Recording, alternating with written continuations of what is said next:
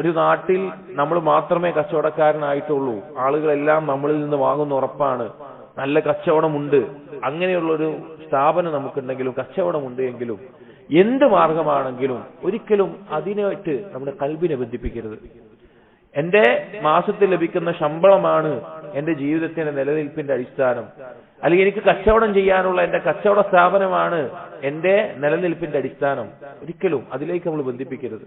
നമ്മളെ കൽബ് എപ്പോഴും ബന്ധിപ്പിക്കേണ്ടത് അള്ളാഹുവിനോട് മാത്രമേ. അത് വേണം, വേണ്ടെന്നല്ല, അതൊന്നും ചെയ്യേണ്ടെന്നല്ല. കച്ചവടം ചെയ്യണം, ജോലി ചെയ്യണം, ശമ്പളം വാങ്ങണം, അല്ലെങ്കിൽ കച്ചവടത്തിന്റെ ലാഭം നേടണം, അതൊക്കെ ചെയ്യേണ്ടതാണ്.